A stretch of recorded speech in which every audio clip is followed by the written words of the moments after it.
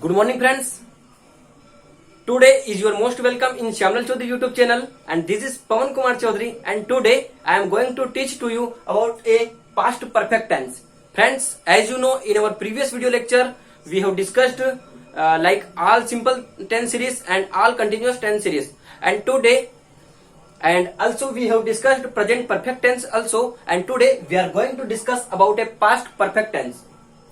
So friends, let's start. देखिए, आप जब कहीं भी आपको पास्ट परफेक्ट टेंस का सेंटेंस दिखता है तो आप उसको पहचानोगे कैसे?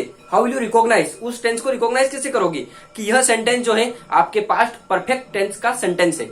तो जब भी आपको मेन वर्ब के साथ, आपकी जो मेन वर्ब होती है वर्ब, उसके साथ अंत में, वो भी कि कब अंत में चुका था, चुकी थी, चुके थे दिखता है, या मतलब था थी थे माइनली माना जाता है इसके अंदर, चुका था, चुकी थी या चुके थे होता है, तो वहां पर आपको क्या होता है? पास्ट परफेक्ट टेंस मानना पड़ेगा, कंसीडर करना पड़ेगा.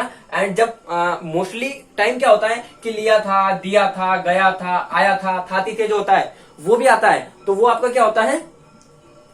पास्ट परफेक्ट टेंस के अंदर होगा. सो फ्रेंड्स, स्टार्ट करते हैं अपन. आप जैसा जानते हैं, हर वीडियो लेक्चर में आपको बताते जा रहा हूं, आपका सिंगुलर एंड प्लूरल, सिंगुलर और प्लूरल की आपकी चेन है. ही, सी, इट या किसी का नेम हो तो वो आता है आपका सिंगुलर में, और यदि आई, यू, वी और दे होता है तो इट कम्स इन प्लूरल. बोले तो बहुवचन, सिंगुलर एक वचन एंड प्लूरल बहुवचन. स्टार्ट करते हैं. सबसे पहले अफर्मेटिव सेंटेंस. क्या फ्रेंड्स? अफर्मेटिव सेंटेंस हिंदी में कह सकते हैं हम सकारात्मक वाक्य. क्या कह सकते हैं? सकारात्मक वाक्य. जी, सबसे पहले देखिए, मैं आपको फर्स्ट वीडियो लेक्चर से ही बताते आ रहा हूं कि यदि आपको टेंस को अच्छी तरीके से समझना है तो आपकी तीन चीजें क्लियर होनी चाहिए. कौन कौन सी तीन चीजें? फर्स्ट ऑफ ऑल आपका सेंटेंस स्ट्रक्चर, आप जो भी सेंटेंस बना रहे हो उसका स्ट्रक्चर आपके दिमाग में क्लियर होना चाहिए. सेकंड थिंग है आपकी वर्ब ऑफ द फॉर्म, आप उस सेंटेंस के अंदर कौन सी वर्ब की फॉर्म यूज करोगे बनाते समय. एंड थर्ड थिंग है आपकी ग्रामेटिकली पर्सन. ग्रामेटिकली पर्सन जो होता है वो फर्स्ट पर्सन यूज कर रहे हो या सेकंड पर्सन यूज कर रहे हो या थर्ड पर्सन यूज कर रहे हो, उसके ऊपर डिपेंड करता है आपका सेंटेंस. तो आगे चलते हैं. सबसे पहले शुरुआत करते हैं अपन सब्जेक्ट अफर्मेटिव सेंटेंस की. तो उसके अंदर सब्जेक्ट आता है, उसके बाद हेड. हेड जो होती है इसको हेल्पिंग वर्ब कंसीडर करते हैं अपन. हेल्पिंग वर्ब, देन वर्ब की थर्ड फॉर्म, देन ऑब्जेक्ट. देखिए अब क्या है, it's better option for us that past perfect continuous में क्या होता है कि ओनली हेल्पिंग वर्ब अपन एक ही यूज करेंगे. वो भी यूज करेंगे क्या? हेड. हेड. देखिए, अपनों ने प्रेजेंट परफेक्ट की बात की थी तो उसके अंदर भी दो थी, हैव एंड हैज. सिंगुलर के लिए हैज, टेन प्लूरल के लिए होती. यहां पर अपने के बेटर ऑप्शन है ओनली हेड. चाहे आपका सिंगुलर हो तो भी हेड यूज करेंगे, ही हो, सी हो, इट हो, किसी का नेम हो, या प्लूरल हो, आई हो, यू हो, वी हो या दे हो, तो भी आपको हेड यूज करना है. ये कॉम्बो पे क्या आपका पूरा हेड ही ओनली यूज करेंगे हम. हेल्पिंग वर्ब चाहे कोई भी हो, ठीक है.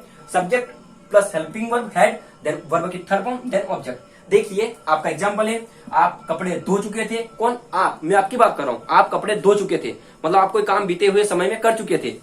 तो मैं कह रहा हूं कि आप कपड़े दैट टाइम आप कपड़े धो चुके थे. मैं कोई कहानी सुना कि आप दैट टाइम कोई काम कर चुके थे, आप कपड़े धो चुके. देखिए आपको इंग्लिश में क्या कहते हैं? देखिए मैं लिखा हुआ है आपको यू, तो ले लीजिए आप. यू मीनो आप सब्जेक्ट, उसके बाद हेल्पिंग वर्ब हेड. हेड लगा दीजिए. कुछ भी सोचना है, चाहे सिंगुलर हो या प्लूरल हो, इट डजंट मैटर. ओके, तो यू हैड, उसके बाद डेट है कपड़े धोना. धोना को क्या कहते हैं इंग्लिश में? धोना को कहते हैं वॉश. क्या कहते हैं? वॉश. तो वॉश की थर्ड फॉर्म क्या हो जाएगी? Wash, washed. ठीक है, तो यू हैड वॉश्ड क्लॉथ.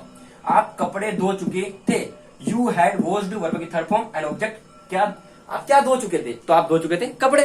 तो you had washed cloth. Then next thing है वह रो चुकी थी. देखिए रोना, अब रोना को इंग्लिश में कहते हैं अपन वीप. WEEP, weep. वी पे ने रोना और पी पे ने झांकना, तो वीप, WEEP, वी पे रोना. वह, तो कौन है? वह रो चुकी थी, मतलब कोई ना कोई लड़की है. ठीक है, तो लड़की के लिए क्या लगाते हैं अपन? सी. ले लीजिए आपका सी. हेल्पिंग वर्ब ले लीजिए यहां से हेड. सी हैड, और क्या कर चुकी थी? तो वीप. वी पे ने रोना तो वीप्ड हो जाएगा. She had weeped. देन मैं मोबाइल ऑपरेट कर चुका था. क्या कर चुका था? मैं मोबाइल ऑपरेट कर चुका था. मोबाइल को मतलब सही करना, ऑपरेट करना जो कहते हैं उसको. तो I had operated smartphone, mobile जो भी लगाना चाहते हैं आप, स्मार्टफोन है. I had operated smartphone. I का I, had helping verb, then verb की third form operated and smartphone. क्या ऑपरेट कर चुका था मैं? तो मैं स्मार्टफोन ऑपरेट कर चुका था. इसी प्रकार कोई भी सेंटेंस हो, जैसे आया गया लिया था, मैं आप कॉलेज आ चुके थे. You had come college, you had come to college.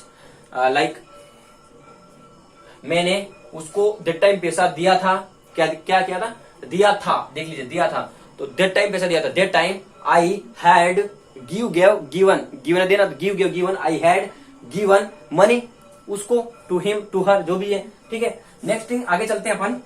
दोस्तों यदि आपने अभी तक हमारे YouTube चैनल को लाइक शेयर एंड सब्सक्राइब नहीं किया है तो please like share and subscribe, like share कीजिए, सब्सक्राइब कीजिए और लोगों तक पहुंचाइए ताकि उनका भी बेनिफिट हो सके। नेक्स्ट थिंग आपकी बात करते हैं हम नेगेटिव सेंटेंस। क्या है नेगेटिव सेंटेंस? तो नेगेटिव सेंटेंस क्या होता है? Subject plus helping verb had plus not. कुछ नहीं करना है आपको, जहां पर आप नेगेटिव सेंटेंस में हर बार लगाते आ रहे हैं ऑलवेज हेल्पिंग वर्ब के बाद नोट लगाना है, कुछ भी नहीं करना है।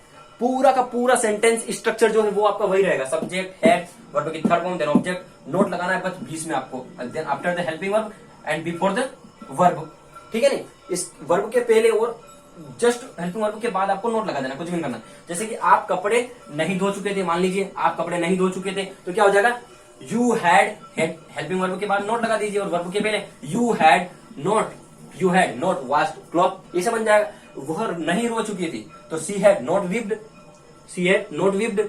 मैं मोबाइल ऑपरेट नहीं कर चुका था, I had not operated the smartphone, I had not operated smartphone.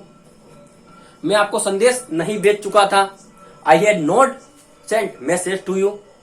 ऐसा इजीली है, बहुत इजीली है, बस आप ध्यान रखिए कि कहां पर कौन सा वर्ब की फॉर्म यूज कर रहे हैं और कौन सी हेल्पिंग वर्ब यूज कर रहे हैं। तो अपन पास्ट परफेक्ट में ऑलवेज वर्ब की थर्ड फॉर्म यूज करेंगे, ठीक है। आगे चलते हैं दोस्तों, यदि आपने अभी तक हमारे YouTube चैनल को लाइक शेयर एंड सब्सक्राइब नहीं किया तो please like share and subscribe. Interrogative sentence क्या कहते हैं अपन? इंट्रोगेटिव सेंटेंस क्या कहते हैं? प्रश्नवाचक वाक्य हिंदी में।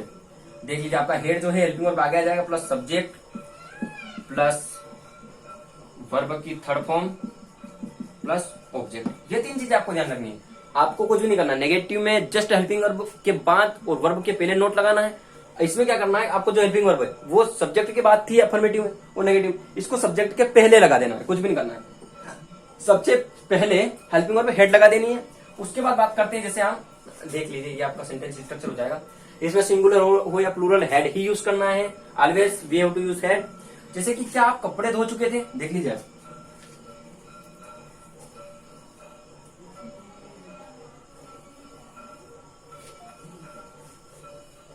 क्या कह रहा है, क्या आप कपड़े धो चुके थे? क्या आप कपड़े धो चुके थे? तो लगाइए आपका सबसे पहले हेल्पिंग वर्ब हैड, उसके बाद सब्जेक्ट कौन है? आप, सो आप, यू, हैड यू, वर्ब की third form washed, had you washed cloth. ये हो जाएगा आपका। पीछे क्वेश्चन मार्क लगाना मत भूलिएगा, क्वेश्चन मार्क लगाना कंपलसरी है, अदरवाइज आपका मार्क्स नहीं काउंट किया जाएगा। जैसे क्या वह रो चुकी थी, देख लीजिए क्या वह रो चुकी थी, क्या, तो हेड आगे लगा दीजिए, हेड और कौन, तो सी, हैड सी वीप्ड, क्वेश्चन मार्क लगाइए। आफ्टर डेट में, क्या मैं मोबाइल ऑपरेट कर चुका था? क्या मैं मोबाइल ऑपरेट कर चुका था? So had you operated smartphone, had you operated smartphone. ये कुछ नहीं है, बस आपको आपकी जो हेल्पिंग वर्ब है, जो आप हर बार हेल्पिंग वर्ब सब्जेक्ट के बाद यूज कर रहे थे, नेगेटिव और अफर्मेटिव, उसी हेल्पिंग वर्ब को कुछ नहीं करना है, वहां से उठाना है और जस्ट सबसे पहले, मतलब सब्जेक्ट के भी पहले यूज करना और सब्जेक्ट को बाद में यूज करना है। जस्ट इंट्रोगेटिव सेंटेंस उन्हें कहते हैं जो जिसमें हेल्पिंग वर्ब सबसे पहले यूज की जाएगी। क्या मतलब कोई भी काम प्रश्नवाचक आप किसी को पूछते हैं, वो आपको पूछता है, उससे शुरू होता है, वही आपका इंट्रोगेटिव सेंटेंस होता है। इसी प्रकार यदि आपका कोई भी सेंटेंस हो दुनिया का, यू कैन मेक इजीली, बस यदि आप पढ़ाई करते हैं अच्छी तरीके से, वीडियो को देखते हैं और वीडियो को लाइक शेयर सब्सक्राइब करते हैं, तो इजीली आप इजीली समझ जाओगे। देखिए ये क्या है, आपका बेस है, इंग्लिश का एक बेस होता है ये टेंस। हालांकि स्पोकन इंग्लिश और इंग्लिश ग्रामर में बहुत ही बड़ा डिफरेंस होता है। स्पोकन इंग्लिश सीखने के लिए जरूरी नहीं है आप टेंस, बट जरूरी है, कंपलसरी, ये बहुत ही बड़ा डिफरेंस है। बाद में चर्चा करेंगे अपन किसी दिन। आज बात कर लेते हैं, आपका एक एग्जांपल दे देता हूं मैं आपको। फॉर इंस्टेंस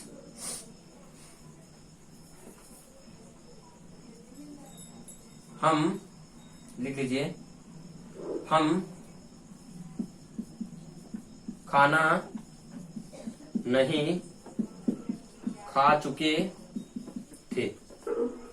इसका आपको अफर्मेटिव भी बनाना है, नेगेटिव भी बनाना है, इंट्रोगेटिव बनाना है। जस्ट और जल्दी से कमेंट बॉक्स में कमेंट कीजिए। Thank you so much friends for learning with us.